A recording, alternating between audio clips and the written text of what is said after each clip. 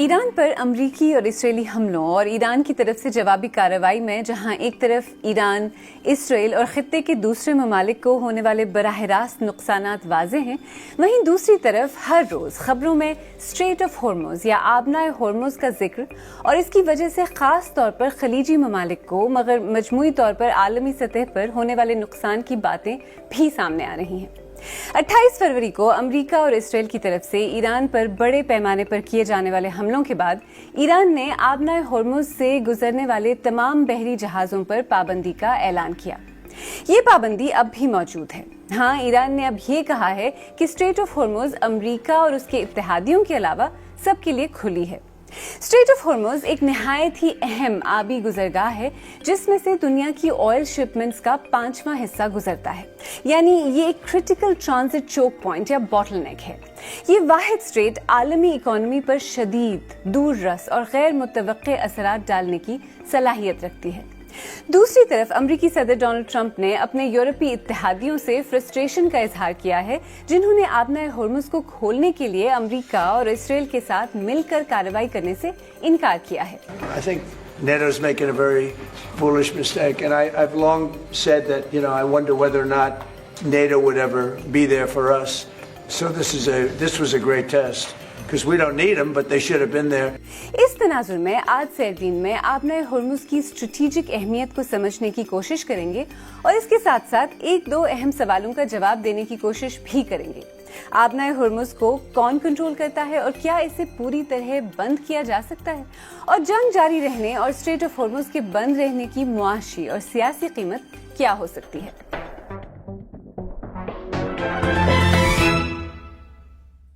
आइए सबसे पहले ये देखते हैं कि स्ट्रेट ऑफ हॉर्मुज़ क्या है, कहाँ है और कितनी अहमियत रखती है।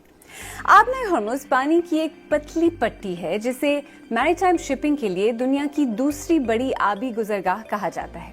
ये ईरान, मुत्तहिदा अरब इमारात और ओमान के दरमियान वाक़ है। अपने सबसे पतले हिस्से पर इसकी चौड़ाई तकरीबन 21 मील है और यहाँ से ईरान के अलावा इराक, कुवैत, कतर, सऊदी अरब और मुत्तहिदा अरब इमारात का तेल, गैस और दीगर पेट्रोलियम मसनूआत सप्लाई की जाती हैं। आम हालात में रोजाना इस गुजरगाह से 40 से 60 के दरमियान टैंकर गुजरते हैं। अमेरिकी एनर्जी इंफॉर्मेशन एडमिनिस्ट्रेशन EIA के अंदाजों के मुताबिक 2025 में यहाँ से 20 मिलियन बैरल तेल रोजाना ले जाया गया, जिसका तखमीना सालाना तौर पर $600 अरब के करीब बनता है। यहीं से लिक्विफाइड गैस LPG भी भेजी जाती है, जो कि पूरी दुनिया की LPG का 5वां हिस्सा है और जिसे कतर सप्लाई करता है। चीन और इंडिया इस रास्ते से गुजरने वाले ईरानी तेल के सबसे बड़े खरीदार हैं। ईरान पर अमरीकी और इसराइली हमलों ने इंडियन ओशन या बुहिरे हिंद को एक मेजर बहरी तसादुम का मैदान जंग बना दिया है। 2 मार्च को ईरान ने ऐलान किया कि अमरीकी और इसराइली हमलों के जवाब में ईरान स्ट्रेट ऑफ हॉर्मुज़ को बंद कर रहा है। 4 मार्च को एक अमरीकी आबदोज ने श्रीलंका के साहिल के करीब एक ईरानी बहरी जहाज पर हमला करके उसे गर्क कर दिया। ईरान पर अमरीकी और इसराइली हमलों के बाद से अब तक खलीजी पानियों में कम से कम 18 वेसल्स पर हमला किया गया है।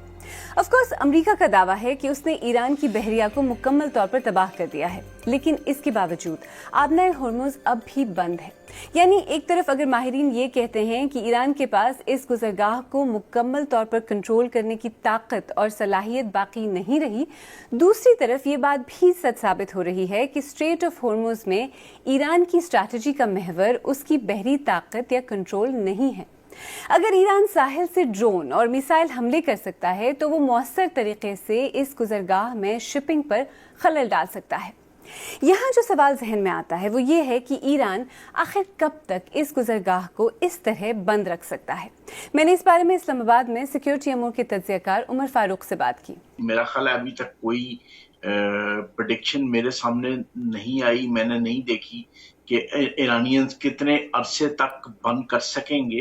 लेकिन एक बात जो है प्रेडिक्शन बार बार आ रही है, वो ये है, इंटरनेशनल मिलिट्री एक्सपर्ट ये प्रेडिक्शन कर रहे हैं कि अगर ये 2 से 3 महीने तक बंद रही तो आप किसी किस्म की भी मिलिट्री इंटरवेंशन एक्सपेक्ट कर सकते हैं। वो मिलिट्री इंटरवेंशन अमेरिकन की तरफ से भी हो सकती है وہ ملٹری انٹرونشن گلف کنٹریز کی اور ایران کی ڈائریکٹ کنفرنٹیشن بھی ہو سکتی ہے، بلکہ ایسی صورتحال بھی بن سکتی ہے کہ یورپین کنٹریز جو ابھی تک پریزیڈنٹ ٹرمپ کی کال پہ ڈکلائن کر رہے ہیں، ریجیکٹ کر رہے ہیں کہ ہم بالکل آپ کی طرف سے جنگ میں حصہ نہیں لیں گے، لیکن ان کی اکانومیز اتنی بری طرح ہٹ ہونے جا رہی ہیں 1-2 مہینے یا 3 مہینے میں کہ وہ بھی انٹروین کر سکتے۔ اچھا، آپ کو کیا لگتا ہے کہ امریکہ اور اسرائیل نے ایران پر جو حملہ کیا تھا اس سے پہلے انہوں نے اس بارے میں سوچا ہوگا کہ ایران ہو سکتا ہے اسٹریٹ آف ہارمز کو بند کر دے یا جو نیبرنگ کنٹریز ہیں ان پر اس طرح کے حملے کرے؟ کیا انہوں نے یہ سب کچھ کنسیڈریشن میں نہیں لیا تھا؟ میرا خیال ہے اسرائیل کا تو بظاہر ایسا لگتا ہے کہ وہ اس طرح کی وار، مطلب they are not a world power, ان کی ذمہ داری نہیں ہے، انہوں نے کبھی یہ ذمہ داری قبول نہیں کی کہ وہ دنیا کا آئل فلوز جو ہے وہ برقرار رکھنا ان کی ذمہ داریوں میں شامل ہے۔ امریکنز یہ ذمہ داری ہمیشہ لیتے رہے ہیں کہ ویسٹرن یورپ کو اور جاپان کو، کوریا کو، انڈیا کو آئل کا فلو، جو فری ورلڈ کو آئل کا فلو کولڈ وار کے زمانے سے وہ یہ ذمہ داری اپنے اوپر لیتے رہے ہیں۔ میرا خیال یہ ہے کہ پریزیڈنٹ ٹرمپ کی جو سٹیٹمنٹس ہیں ان سے یہ اندازہ ہوتا ہے کہ پریزیڈنٹ ٹرمپ نے بالکل یہ فیکٹر نہیں کنسیڈر کیا تھا کہ ایرانینز اس بری طرح اسٹریٹ آف ہارموز کو بند کریں گے۔ اچھا، یہ جو اسٹریٹ آف ہارمز کو بند کیا جانا، اس کا گلوبل اکانومیز پر، توانائی کی جو تجارت ہے اس پر کس طرح کا امپیکٹ پڑ رہا ہے؟ کیا معنی رکھتی ہے اس کے لیے؟ اگر یہ ویسٹرن یورپ کو 2 مہینے یا 3 مہینے تک آئل نہیں ملتا، سپلائی رکتی ہے اسٹریٹ آف ہرموز سے، تو آپ یقین سے یہ بات کہہ سکتے ہیں کہ نہ صرف یہ کہ ویسٹرن یورپ کی اکانومی جو ہے وہ ریسیشن میں چلی جائے گی، بلکہ بہت سے لوگ یہ بھی کہہ رہے ہیں کہ بہت ہائی انفلیشن اور نیگیٹو گروتھ میں چلی جائے گی۔ 1991 میں ہونے والی خلیجی جنگ کے بعد پہلی بار ایسا ہوا ہے کہ اتنے زیادہ عرب ممالک امریکہ اور اسرائیل کی ایران پر کی جانے والی جنگ سے براہ راست متاثر ہوئے ہیں۔ اس مرتبہ جب ایران پر جنگ مسلط کی گئی تو اس نے اسرائیل پر حملے تو کیے ہی، لیکن ساتھ یہ بھی کہا کہ وہ خطے میں موجود امریکی اڈوں اور ایسٹس پر بھی حملے کرے گا، اور پھر متحدہ عرب امارات، کویت، بحرین، قطر اور سعودی عرب پر حملے شروع ہو گئے جو آج تک جاری ہیں۔ یہاں تک کہ متحدہ عرب امارات پر تو 2000 سے زیادہ بم اور ڈرون حملے ہو چکے ہیں۔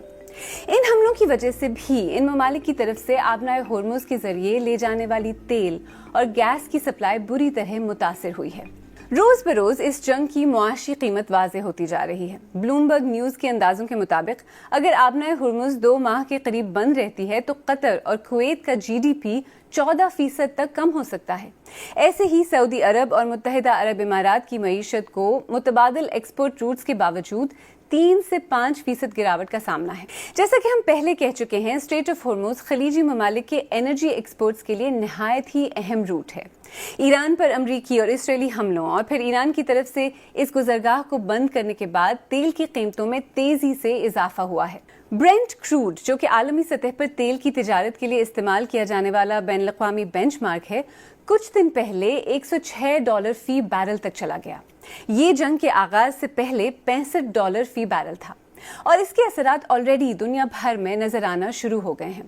پاکستان سمیت کچھ ممالک نے تعلیمی ادارے بند کیے ہیں، چھٹیوں اور آن لائن کلاسز کا اعلان کیا ہے، ورکنگ ویک کو چھوٹا کر دیا ہے اور کچھ توانائی کی ریشننگ کر رہے ہیں۔ یورپ میں گیس کی قیمتیں آسمان کو چھو رہی ہیں۔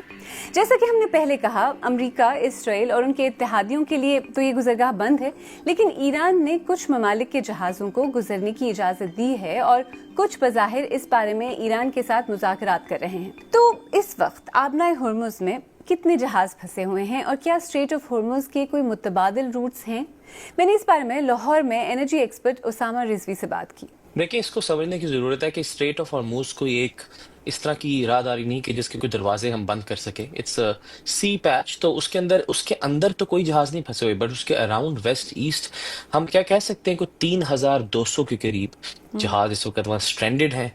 और वो कुछ उनमें से कुछ जो जहाज़ है, जैसे अभी रिसेंटली पाकिस्तान का भी एक टैंकर था, वो एक्स्ट्रा पे करके या कुछ डिप्लोमेटिक अंडरस्टैंडिंग के साथ मूव कर भी रहे हैं। बट ट्रैफिक इस वक्त 95% डाउन है कंपेयर टू बिफोर 28 फेब। दूसरा क्वेश्चन ये कि क्या इसके ऑल्टरनेटिव्स हैं कि नहीं? बिल्कुल हैं। एक है east west pipeline Saudi Arabia की, जो कि ऑयल लेके जाती है all the way to the port of Yanbu. और इस वक्त अभी जिस वक्त हम बात कर रहे हैं, बड़ा चल रहा है कि क्या उस पोर्ट पे लोडिंग्स हो रही हैं या नहीं हो रही, क्योंकि ड्रोन थ्रेट्स की वजह से और रीसेंट जो रास लफन के ऊपर स्ट्राइक्स हुई हैं उसकी वजह से काफी जगहों पे फोर्स मेजोर भी डिक्लेयर हुआ है। दूसरा एक रूट है एडनॉक की, अबू धाबी की कंपनी की अपनी एक पाइपलाइन भी है। बट वो दोनों अगर हम मिला भी लें तो जो वॉल्यूम्स बनती हैं वो बिल्कुल भी स्ट्रेट ऑफ हॉर्मूज से गुजरने वाली वॉल्यूम्स, जो कि 20 मिलियन बैरल्स पर डे है, उसको पूरा नहीं करती। ये कहीं ना कहीं 10 से 12 million barrels per day amount बनती है, अगर ऑल्टरनेटिव्स को यूज किया जाए भी तो।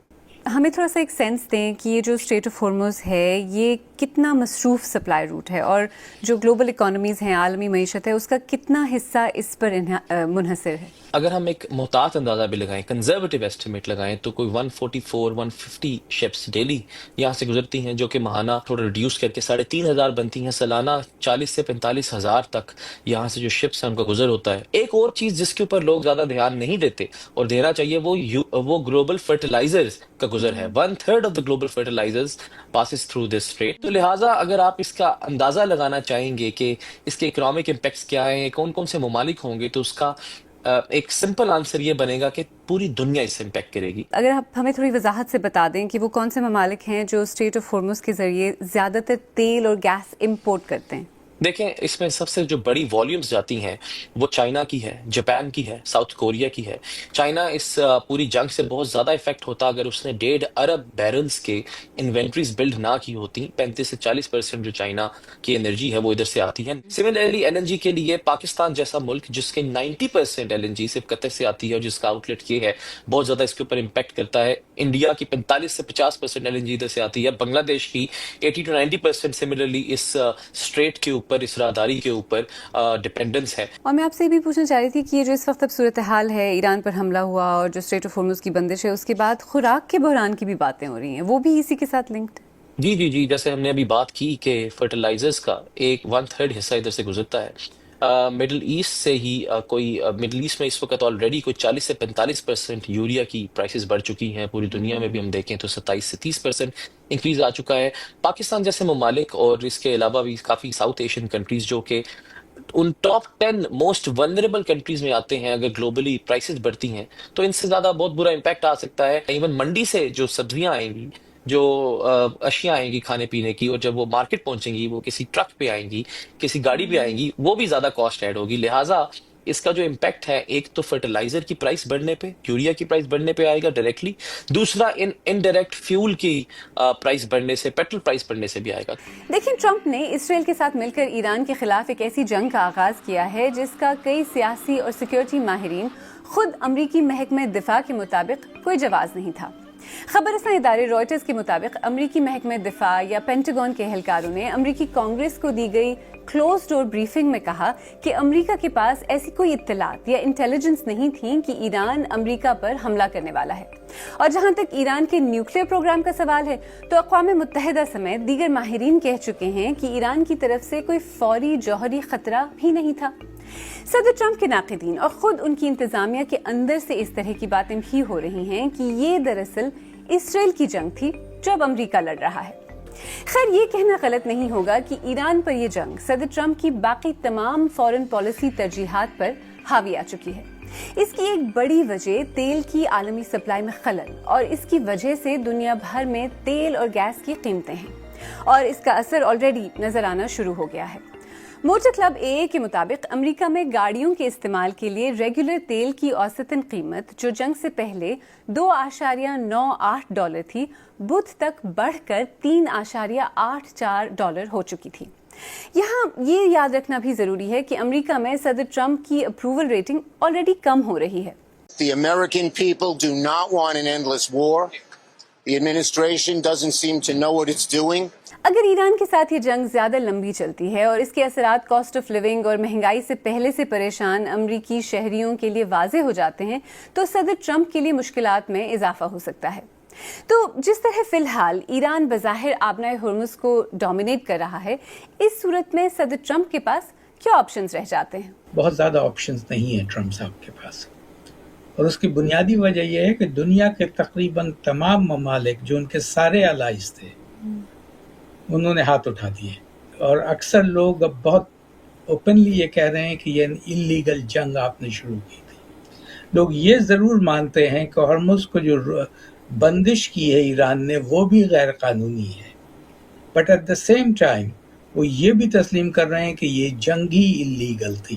ایران وہ ایران نہیں رہے گا اس تباہی کے بعد جو 28 فروری کو تھا، لیکن اس کا مطلب یہ بھی ہوگا کہ سوائے بات چیت کے، سوائے گیو ان کرنے کے، there is no other way کہ یہ جنگ رک سکے.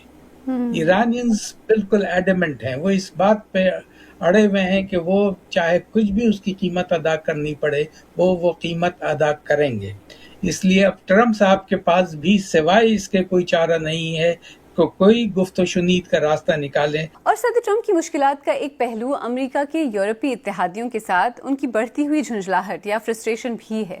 آبنائے ہرمز کے معاملے پر امریکہ چاہتا ہے کہ یورپی ممالک امریکہ کے ساتھ مل کر اس گزرگاہ سے گزرنے والے جہازوں اور ٹینکرز کو حفاظت فراہم کرنے کے لیے اپنی اپنی بحریہ کا استعمال کریں. ایک ایک کر کے تمام یورپی ممالک اس سے انکار کر چکے ہیں. جرمنی نے کہا کہ یہ not a matter for NATO, یعنی نیٹو کا معاملہ نہیں ہے. فرانس بھی یہ بات واضح کر چکا ہے کہ جب تک جنگ جاری ہے وہ اپنی بحریہ کو آبنائے ہرمز میں ڈپلوائے نہیں کرے گا. جرمنی اور فرانس کے علاوہ فن لینڈ، اٹلی، برطانیہ، نیدرلینڈز، لگزمبرگ، یونان، جاپان اور آسٹریلیا نے بھی اسی طرح اس معاملے میں انوالو ہونے سے انکار کر دیا ہے. اس کی وجہ کیا ہے؟ ٹرمپ کا جو خود برتاؤ رہا ہے ان ممالک کے ساتھ گزشتہ جب سے وہ سال سوا سال سے جب سے وہ دوسری دفعہ برسر اقتدار آئے ہیں وہ بہت اچھا نہیں تھا. مثال کے طور پہ یہ جو ٹیرف وار شروع ہوئی ہے، اس ٹیرف وار میں انہوں نے ہر کو رگڑنا چاہا ہے. لوگ انہیں بہت سی چیزوں سے منع کرتے رہے، انہوں نے کسی کی بات نہیں سنی، اور وہ جو خود وہ سمجھتے رہے، یا اب وہ اسرائیلیوں کے زیر اثر جو کچھ سمجھ رہے ہیں اسی پر چلتے رہے. چنانچہ اب وہ ٹرمپ صاحب کا ساتھ دینے کے لیے بالکل قطعی تیار نہیں. جہاں تک امریکہ کا سوال ہے، امریکہ پر اب جو یہ جنگ ہے، ایران پر جو ان کی جنگ ہے، اس کے اثرات نمایاں وہاں بھی ہونا شروع ہو گئے ہیں کیا؟ دیکھیے اس کے دو پہلو ہیں، ایک تو معاشی پہلو ہے اور ایک سیاسی پہلو ہے. سیاسی پہلو تو یہ ہے کہ اس خطے میں اب امریکہ کی وہ قوت، وہ طاقت نہیں رہے گی، یہ اکثر مبصرین کہہ رہے ہیں. چنانچہ وہ جو کیونکہ اب خلیجی ممالک کو بھی یہ احساس بڑی تیزی سے ہو گیا ہے کہ امریکہ ہماری حفاظت نہیں کر سکتے، وہ آئرن ڈوم نہیں کر سکتے جس پر انہیں اعتقاد تھا، جس پر انہیں تکیہ تھا. تو انہیں اب کچھ نہ کچھ لوکلی، ریجنلی کرنا پڑے گا. پاکستان کا رول بڑھ جائے گا اور بڑھ سکتا ہے. شاید ہندوستان کا رول کم از کم یوئی کی حد تک شاید بڑھ سکتا ہے. لیکن اس کا جو معاشی پہلو ہے امریکہ پر بھی وہ تباہ کن ہے، اور ایک ایسے سال میں تباہ کن ہے جب مڈ ٹرم الیکشنز ہونے والے ہیں. ٹرمپ صاحب کی ریٹنگز بہت کم ہو گئی ہیں، ایران وار کے لیے جو سپورٹ ہے امریکن نے بہت کم ہو گئی ہیں. اس وقت oil prices have gone up. Already diesel کی پرائس لوگ کہتے ہیں کہ $5 تک پہنچ گئی ہے، جو کہ $3.5 کے آس پاس تھی جنگ سے پہلے. جو گیسولین کی پرائس ہے پیٹرول کی، وہ تقریباً $4 تک پہنچ گئی ہے، جو تقریباً 2.8 ہوا کرتی تھی بیفور دس جنگ. اس کا نتیجہ ڈاؤن دی لائن بھی آئے گا کہ گراسریز کی پرائسنگ بڑھے گی، ٹرانسپورٹیشن کی پرائسنگ بڑھے گی، ایئر فیئر بڑھیں گے، انفلیشن بڑھے گا، سپلائی چین امپیکٹ ہوگی. تو اس سے ٹرمپ صاحب کا نقصان ہی ہوگا، ان کا وہ فائدہ نہیں ہوگا جس کی وہ توقع لے کر کے اس جنگ میں کودے تھے. دیکھیں، حقیقت تو یہ ہے کہ اس وقت عملی طور پر اسٹریٹ آف ہارمز بند ہے. وہاں سے گزرنے والے جہازوں اور ٹینکرز کو ایران کی طرف سے میزائل اور ڈرون حملوں کا خطرہ ہے، اور ساتھ ساتھ ایک مسئلہ یہ بھی ہے کہ ان کو یا تو انشورنس مل نہیں رہی یا پھر وہ بہت مہنگی ہو گئی ہے. ماہرین کہتے ہیں کہ یہ بندش جتنی طویل ہوگی، تیل کی قیمتیں اتنی ہی بڑھیں گی، اور اس کی وجہ سے عالمی معیشت اور سیاست پر اثرات بھی. پروگرام کے آغاز میں ہم نے 2 سوال پوچھے تھے. آبنائے ہارمز کو کون کنٹرول کرتا ہے اور کیا اسے پوری طرح بند کیا جا سکتا ہے؟ اور جنگ جاری رہنے اور اسٹریٹ آف ہارمز کے بند رہنے کی معاشی اور سیاسی قیمت کیا ہو سکتی ہے؟ دونوں سوالوں کے جواب واضح ہیں. اس وقت عملی طور پر اسٹریٹ آف ہارمز پر ایران کا کنٹرول ہے. ایران طے کر رہا ہے کہ کون سے جہاز اس گزرگاہ سے بحفاظت گزریں گے اور کون سے نہیں. اور اس بندش کی معاشی قیمت اس خطے سے ہزاروں میل دور علاقوں اور ممالک میں آلریڈی محسوس کی جا رہی ہے، جہاں بچوں کے اسکول، کالج سے لے کر دفاتر میں کام تک متاثر ہو رہا ہے.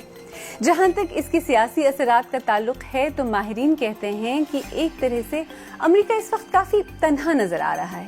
اس کے روایتی اتحادیوں نے نہ تو ایران کے خلاف اس جنگ میں حصہ لیا اور نہ ہی آبنائے ہرمز کے معاملے میں اس کے ساتھ کھڑے نظر آتے ہیں. ویسے تو صدر ٹرمپ نے کہا ہے کہ ہمیں بھی ان کی ضرورت نہیں، لیکن اب بھی یہ پوری طرح واضح نہیں کہ اس کے امریکہ اور ان ممالک کے تعلقات پر لانگ ٹرم اثرات کیا اور کتنے گہرے ہوں گے.